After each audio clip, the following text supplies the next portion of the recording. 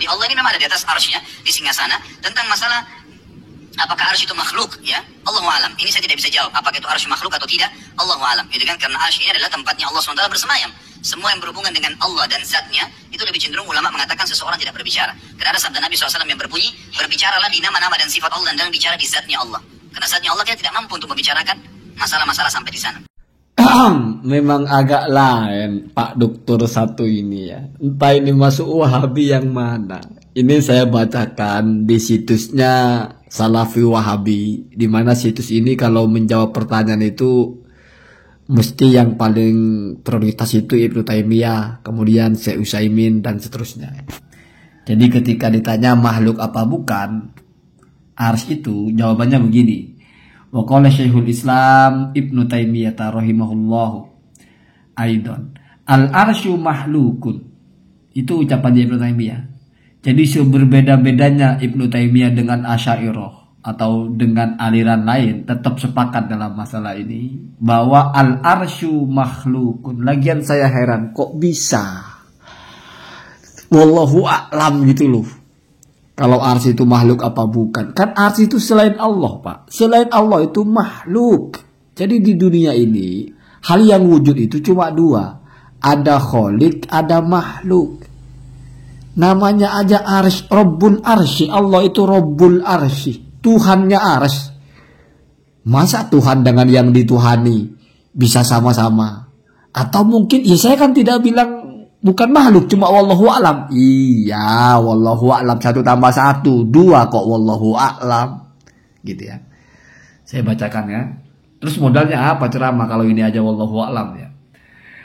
Mana pakai dalil lagi. Bicaralah tentang penciptaan Allah, jangan tentang zatnya. Itulah repotnya. Arsy itu bukan tentang zat Allah. Itulah karena dianggap tempatnya. Jadi kebingungan. Gimana ya tempat dan yang menempati? Lebih dulu mana ada? Masa yang menempati, masa tempatnya belum ada terus yang menempati ada baru ada tempatnya, gimana? Bingung gara-gara itu kan, sehingga menyatakan arsy makhluk saja bingung gitu. Wallahu a'lam.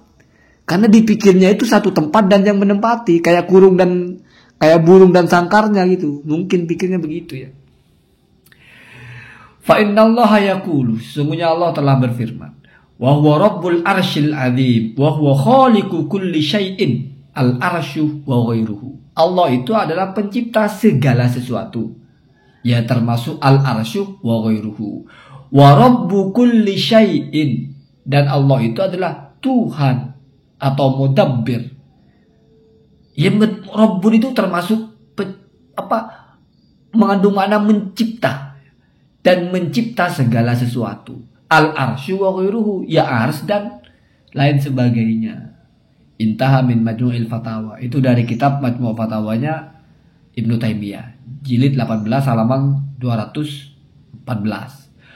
Wa qala Syekh Ibnu Utsaimin, dan berkata Syekh Ibnu Utsaimin rahimahullah, al-arsyu mahlukun azimun la ya'lamu qadrahu illallah. Jadi yang wallahu alam itu Pak, qadrahu, ukurannya seperti apa. Kalau statusnya sebagai makhluk, itu ya maklum Pak, bukan wallahu alam. Al-arsyu makhlukun, jangan-jangan apa artinya makhluk wallahu alam. Nggak repot ya. Repot. Karena berkaitan dengan zat Allah. Iya, Robong Somo, karena dipikirnya Allah bertempat. Sehingga repot. Tempatnya ini makhluk apa bukan? Wallahu a'lam akhirnya. Jadi agak repot kalau begitu. Intaha min Majmu'i Fatawa wa Rasaili al-Utsaimin. Ini dari kitabnya Majmu' Fatawa dan Rasailnya Ibnu Utsaimin. Kemudian kita baca lanjutkan. Wa man za'ama anna ahadan min ahli sunnati. Dan barang siapa yang menyangka bahwasanya ada seseorang dari ahlus sunnah wal jamaah, auman atau orang yusammunahum yang dinamai oleh mereka bil wahabiyati, artinya ada seseorang yang wahabi itu, yaqulu, berkata orang itu atau yang berkata orang itu, bi annal arsya azaliyun ghairu mahlukin, bahwasanya arsy itu azali. Azali itu berarti tidak pernah ada awalnya Pak. Jadi Allah itu azaliyun karena tidak pernah diawali dengan ketiadaan, tapi memang sudah ada sejak kapanpun. Tidak pernah diawali dengan tidak ada. Barang siapa yang meyakini atau mengatakan kalau arsy itu azali, ghairu mahlukin, masih dipertegas, yang bukan makhluk, artinya azali yang bukan makhluk.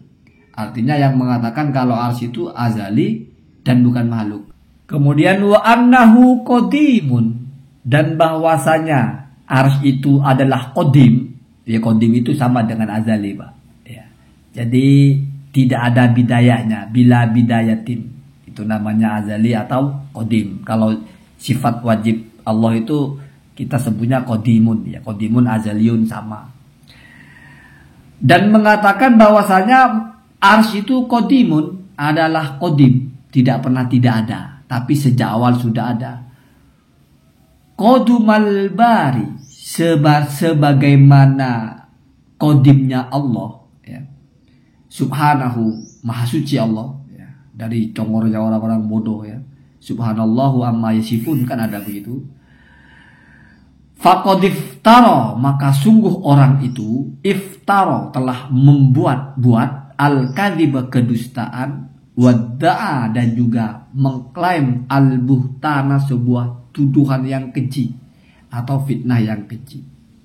Kemudian masih dipertegas lagi, jumhuru ahlil ilmi ala annal arsya awwalul makhluqat. Jadi di sini jumhurnya ulama mengatakan arsy itu bukan makhluk, Pak, ya, bukan mengatakan makhluk jumhur, tapi mengatakan bahwa arsy itu adalah makhluk pertama. Karena kalau misalnya dikatakan, oh kata jumhur arsy itu makhluk, oh berarti ada yang mengatakan bukan makhluk. Wah, itu gila itu. Ya, jadi di sini harus benar memahaminya. Yang kata jumhur itu muqayyad tentang arsy itu adalah makhluk yang pertama. Ya, kalau masalah arsy makhluk itu ijma, Pak. Itu ijma orang berakal. Ada Ibnu Hazm itu, terlewat saya bacakan nanti, ya, yang juga dikutip di sini. Qala Syekh Ibnu Utsaimin, berkata Syekh Ibnu Utsaimin, awwalu ma khalaqallahu minal asya'i al-ma'lumati lana huwa al-arsy.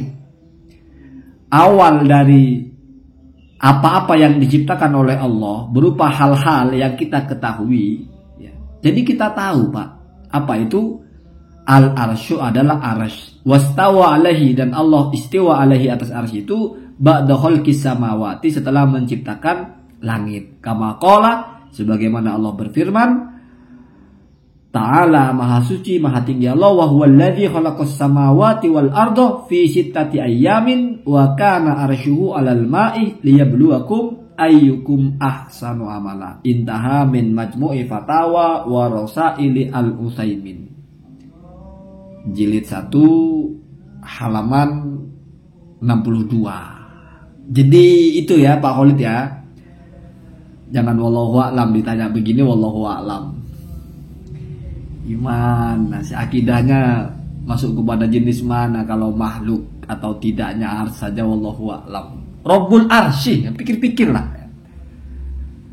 Jadi arsy itu apa? Arsy itu adalah ciptaan Allah. Arsy itu adalah objek dari kerobian Allah. Bagaimana bisa objek dari ketuhanannya itu malah nggak tahu itu ciptaan apa bukan?